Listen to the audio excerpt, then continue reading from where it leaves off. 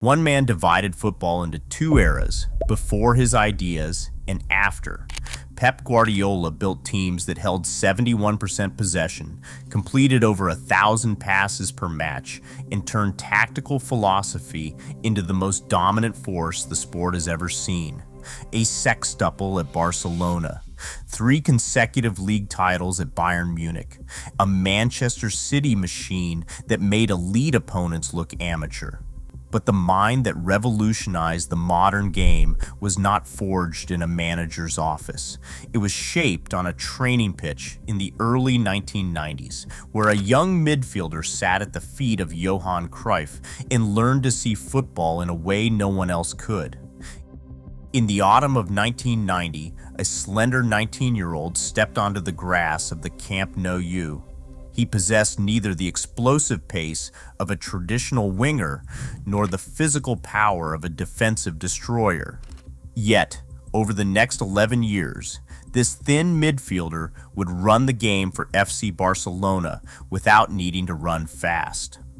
Pep Guardiola spent his entire senior playing career in the Catalan capital. From his debut in 1990 until his departure in 2001, he occupied the most demanding zone on the pitch, the deep space directly in front of the defensive line. In an era when defensive midfielders were expected to destroy attacks with hard tackles and physical intimidation, Guardiola operated with a completely different set of tools. Because he lacked the physical stature to win raw duels, he had to master the art of positioning. If an opponent got close enough to challenge him, he had already failed. Instead, he won battles with his eyes and his brain, reading the flow of the match minutes before anyone else. He quickly became the team's compass and eventual captain. He did not chase headlines with spectacular goals or individual dribbles. Instead, he controlled the entire pitch through quiet spatial awareness and anticipation. His teammates knew that giving Guardiola the ball meant securing possession. He would scan the field before receiving a pass, mapping out passing lanes and calculating the next 3 movements. This was the version of Guardiola before the world knew him as a manager. Long before he ever drew a tactical diagram on a whiteboard, he was already coaching from the center circle. He constantly directed his teammates, pointing to open spaces, organizing defensive shapes, and demanding that the ball move with a quick, rhythmic tempo. By the time he retired from Barcelona in 2001, he had proved that elite football was not a test of athletic dominance, but a contest of pure mental speed. Johan Cruyff arrived at Barcelona in 1988 to establish a new footballing reality, and he found his ideal student in the youth ranks. For the teenage Guardiola, training under the Dutch visionary was like going to school every day. Cruyff did not view football as a sequence of physical contests or a gallery for individual showboats. To him, the pitch was a chessboard, a geometric puzzle where spatial discipline and collective responsibility governed every single move on the field. Individual flair was meaningless if it disrupted the unity of the system. The reshaping of Guardiola's footballing mind began with a single, sudden decision during a youth team match. At halftime, Cruyff moved the young Guardiola from the wing to a central pivot role. That shift forced the teenager to think about occupying and linking entire zones, rather than simply running down a touchline. From that central station, he was no longer just a player. He was the functional axis of the team. He had to manage the game's entire tempo, scanning the pitch to protect possession, calculate passing angles, and coordinate the team's defensive shape before the opponent could react. Cruyff's daily training sessions served as rigorous tactical lectures. The core lesson was absolute positional discipline over individual improvisation. Players learned that maintaining their specific zones was far more effective than chasing the ball. By holding their positions, they created constant passing triangles, making ball circulation swift and predictable. Guardiola absorbed this structural worldview completely, understanding that a football match could be controlled entirely through mathematical space and collective movement. Long before he ever stepped into a technical area as a manager, the foundation of his footballing philosophy was already complete, forged in the quiet classroom of Johan Cruyff. On June 5, 2008, Barcelona took a massive gamble. The board bypassed world-class, experienced candidates to promote 37-year-old Pep Guardiola from the B team, tasking him with succeeding Frank Rijkaard. Guardiola inherited a senior squad that had stalled, finishing 18 points behind champions Real Madrid. The challenge at Camp Nou required a complete restoration of its competitive soul and footballing identity. Guardiola's first press conference shook the football world. He immediately made a hard, uncompromising break with the past, declaring that established global superstars Ronaldinho, Deco, and Samuel Eto'o were free to leave. Behind closed doors, senior executives resisted, terrified of discarding the very players who had delivered European glory just 2 years prior. Boardroom minutes recorded intense pushback against throwing away such immense asset value. Ronaldinho later revealed that Guardiola actually expressed a personal desire for him to stay, but the structural blueprint had already been drawn. The rebuild was ruthless. Alongside Ronaldinho and Deco, veterans Gianluca Zambrata, Edmilson, and young forward Giovanni Dos Santos were systematically offloaded. In their place, Guardiola chose not to hunt for expensive galactic signings. Instead, he looked downward, trusting the youth academy he had spent the previous year managing. He promoted the lean midfield pivot Sergio Busquets and the industrious winger Pedro Rodriguez straight into the first-team picture. These academy graduates already spoke Guardiola's tactical language fluently. To provide explosive width, he secured the signing of Dani Alves. By discarding immense reputations in favor of tactical obedience, Guardiola placed his managerial career on the line before a single ball was kicked. He chose to stand or fall on pure philosophical conviction, demanding that a young, unproven core carry the heavy burden of a club's rebirth. The external world quickly gave this mesmerizing style of play a popular name: tiki-taka. But to Guardiola, that term was an empty, insulting simplification.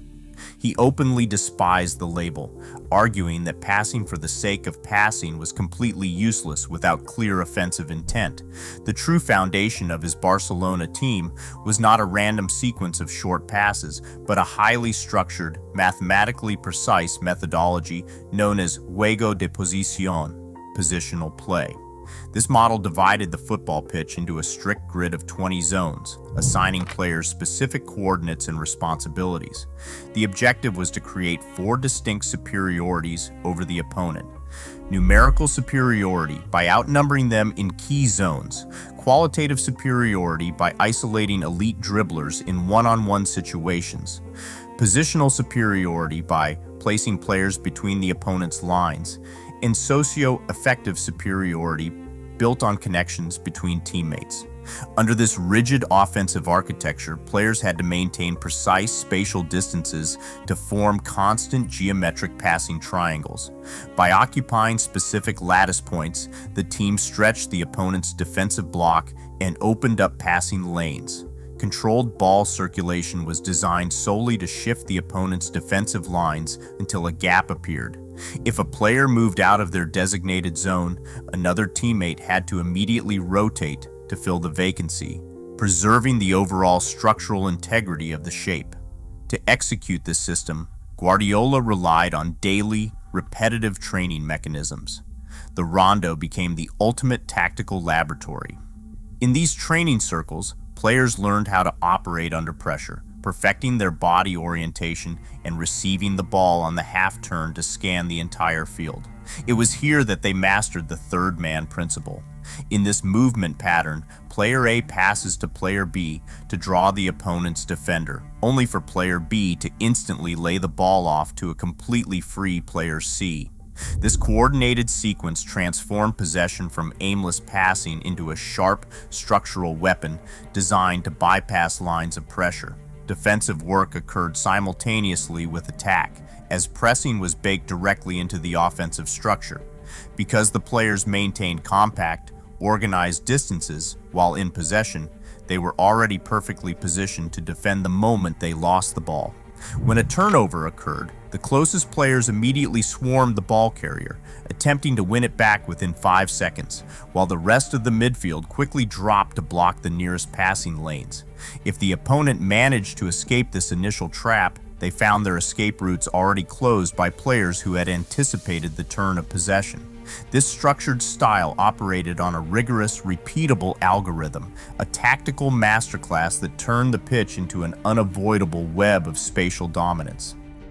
A tactical blueprint, no matter how mathematically precise, remains a cold set of lines on a chalkboard until human brilliance breathes life into it. In Guardiola's Barcelona, that breath came from 3 players who shared an almost telepathic connection. They became the operational heart of his system, translating rigid geometry into a fluid living force on the pitch. At the center of this midfield stood Xavi Hernandez, the metronome of the team. Xavi controlled the tempo of every single match, orchestrating the passing rhythm with quiet, unmatched authority. He spent 90 minutes scanning the field, executing short, rapid passes that kept the opposition constantly chasing shadows. Under his guidance, possession became a weapon of patience, dictating when to slow the game down and when to accelerate the play. When opponents tried to disrupt this rhythm by swarming the midfield, Andres Iniesta provided the ultimate escape route. Iniesta was the pressure artist, operating in the most congested areas of the pitch. He possessed an uncanny ability to glide through suffocating spaces. With a subtle drop of his shoulder or a quick change of direction, he bypassed aggressive markers with the ball glued to his feet, turning defensive traps into immediate attacking opportunities. But it was Lionel Messi who gave this structure its cutting edge and sheer unpredictability. Messi had the unique capacity to bend the structural rules of the pitch. His presence created a constant magnetic pull, drawing multiple defenders toward him and opening massive spaces for his teammates. He did not simply play within the system. His movement warped the opponent's entire defensive line. Together, this trio mastered the art of the central overload. By grouping close together in the middle of the pitch, they performed constant, rapid positional rotations that left opponents numerically disadvantaged and physically exhausted. They converted tactical theory into pitch dominance, proving that Guardiola's genius lay in alignment as much as instruction, harmonizing these 3 distinct profiles to make his footballing vision feel entirely natural and unstoppable. On May 2, 2009, FC Barcelona arrived at the Santiago Bernabeu and dismantled Real Madrid 6-2. The night before the match, Guardiola had summoned 19-year-old Lionel Messi to his office, rewriting the tactical plan. He instructed the teenager to occupy the center-forward position, but immediately drift backward into the midfield once the whistle blew. This sudden adjustment left Real Madrid's central defenders without a reference point. When Messi retreated, Fabio Cannavaro and Christoph Metzelder hesitated, unsure whether to track his movement or protect their zone. That confusion opened massive gaps for Thierry Henry and Samuel Eto'o to exploit. Barcelona finished the match with 68% possession, scoring 6 goals on their rivals' turf. The victory served as the first undeniable proof that Guardiola's positional system could systematically dismantle elite opposition. 25 days later, this system faced continental validation in Rome. On May 27, 2009, Barcelona met Manchester United in the Champions League final. United entered as defending European champions, boasting the physical power of Wayne Rooney and Cristiano Ronaldo. Yet, Barcelona controlled the match. Samuel Eto'o opened the scoring in the 10th minute, cutting inside to finish at the near post. In the second half, Messi secured the 2-0 victory, rising in the penalty box to loop a header over Edwin van der Sar. Barcelona completed nearly 600 passes that night, starving United of possession and proving that tactical discipline could master raw athletic power. By the end of the year, Guardiola's debut campaign had yielded an unprecedented achievement. Barcelona won all 6 available trophies in 2009: La Liga, the Copa del Rey, the Champions League, the Spanish Super Cup, the UEFA Super Cup, and the FIFA Club World Cup. The historic sextuple established a new standard of repeatable, unbroken domination. But Guardiola refused to let his ideas stagnate. By May 28, 2011, when Barcelona met Manchester United again in the Champions League final at Wembley, the tactical model had evolved. Messi retreated further into midfield, operating as a hybrid playmaker alongside Xavi and Iniesta. This positioning created a constant four-man overload in the central channel, completely neutralizing United's midfield. Pedro opened the scoring, Messi struck a powerful low drive from distance, and David Villa curled in a third to secure a commanding 3-1 victory. Sir Alex Ferguson later admitted his team had never faced a side that could pass with such devastating, rapid precision. The Wembley triumph proved that Guardiola's philosophy was a mature, self-generating system that had conquered the European game. In the summer of 2013, Pep Guardiola arrived in Munich to confront the ultimate question of his career. Could his footballing philosophy survive outside of Catalonia? He was taking over a Bayern Munich side that had just won a historic treble under Jupp Heynckes. It was a machine built on devastating athletic power, relentless vertical transitions, and ruthless physical efficiency. German media and skeptical local observers openly doubted whether his demanding, possession-heavy model could adapt to the blistering, transition-focused world of the Bundesliga. Critics labeled his methods over-complex, questioning whether German players, raised on directness and speed, would grow frustrated with a style that demanded precise spatial control over immediate attack. Instead of forcing his old Barcelona blueprint onto a new squad, Guardiola turned Munich into a tactical laboratory, choosing translation over simple imitation. He preserved his core obsession with positional superiority but altered its physical expression to suit the Bundesliga's specific demands. When in possession, he took fullback Philipp Lahm and inverted his role, drifting the defender into central midfield to overload the middle of the pitch. He expanded the responsibilities of goalkeeper Manuel Neuer, utilizing him as an active ball-playing sweeper keeper who launched attacks from deep. Rather than standardizing his system, Guardiola allowed the German environment to reshape his ideas. He incorporated longer diagonal passes to exploit the space behind aggressive Bundesliga pressing blocks, showing that his system was flexible rather than dogmatic. By the time his tenure ended in 2016, this tactical evolution had delivered 3 consecutive Bundesliga titles. His time in Bavaria confirmed that his philosophy was not a rigid, static formula tied to a single club, but an adaptable framework capable of dominating an entirely different footballing culture. In the summer of 2016, Pep Guardiola arrived in Manchester to confront the ultimate test of his career. The Premier League, famed for its relentless physical intensity and chaotic transitions, seemed designed to disrupt the rigid order of positional play. Skeptics questioned whether his demanding, possession-heavy model could survive the grueling English winter, where games were won on second balls and raw athletic power. Yet what began as a challenging first season of structural adaptation quickly evolved into the construction of his most devastatingly efficient footballing machine. The benchmark for this new era was established during the 2017 to 2018 season. It was a campaign where tactical theory was fully realized on the pitch, translating complex geometry into domestic dominance. The project's clearest early statement came with a 5-0 demolition of Liverpool. Against a side renowned for its suffocating high-intensity press, Guardiola's team did not merely survive the chaos, they entirely suppressed it. They reclaimed the ball within seconds of turnovers and carved through the defensive lines with clinical, premeditated precision, proving that total control was possible even against the league's most explosive transition teams.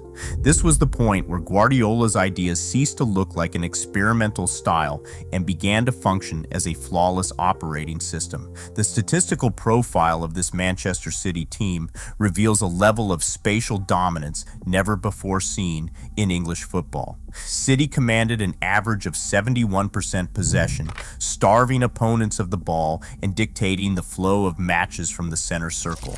They executed around 1,080 passes per game, but this was possession with intense attacking purpose. 15% of those passes were progressive, constantly piercing defensive blocks and driving the team forward into dangerous zones. In later seasons, this relentless territorial pressure saw their expected goals rise toward 2.9 per 90 minutes, turning elite football into a process of inevitable mathematical superiority. Guardiola had successfully optimized his philosophy.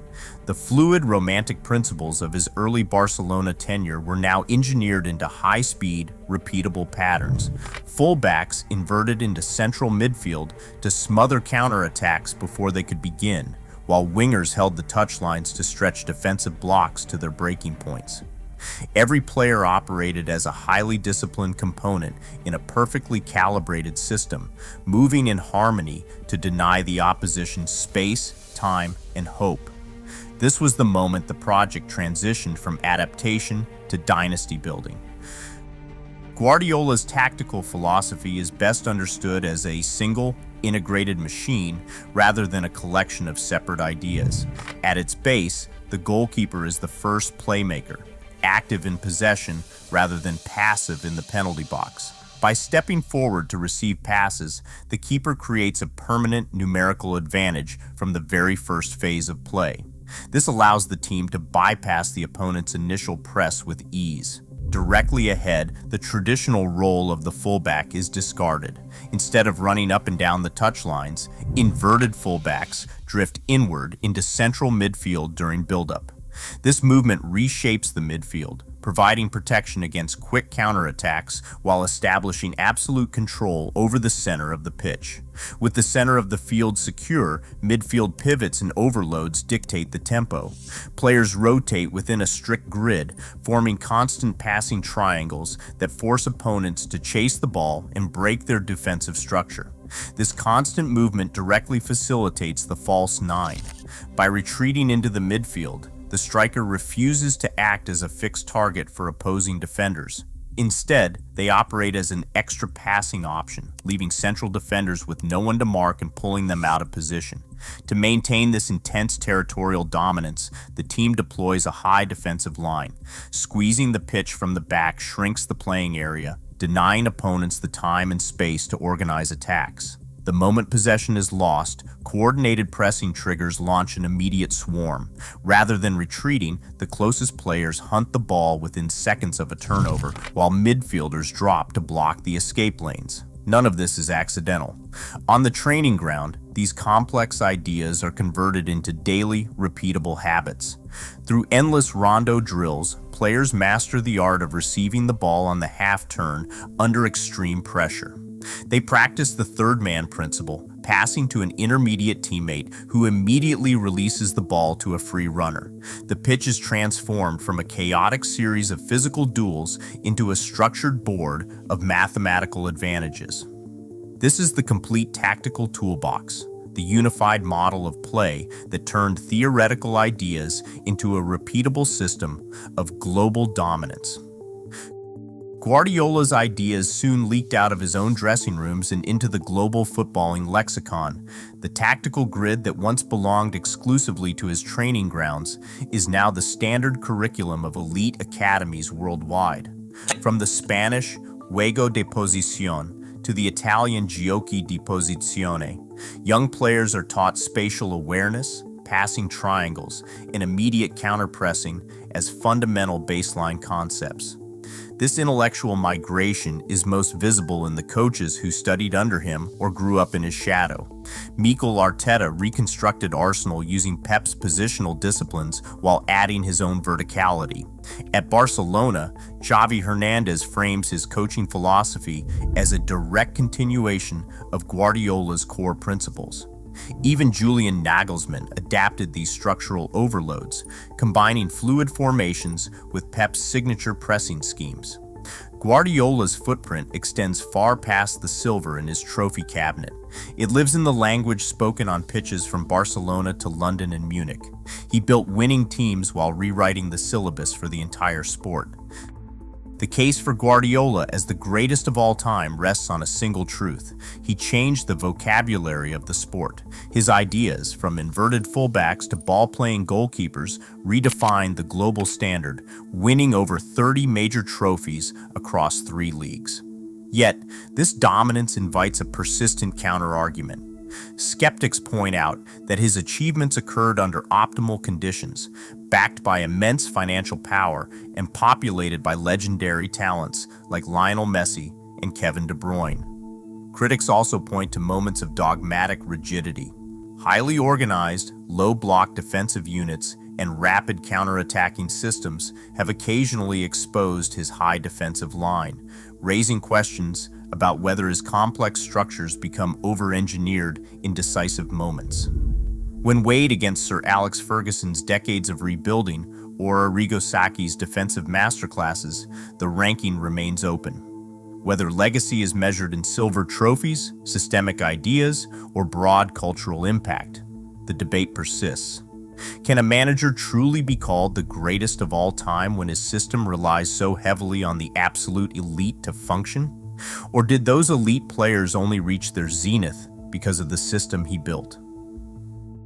We no longer just watch football. We watch Guardiola's vision of it, played out on pitches from local academies to the Champions League final. His true legacy isn't measured in silver, but in how he permanently altered the sport's DNA. As a new generation of coaches mimics his blueprint, we are left to wonder, has he perfected the game or simply raised the bar forever? Share your thoughts in the comments below.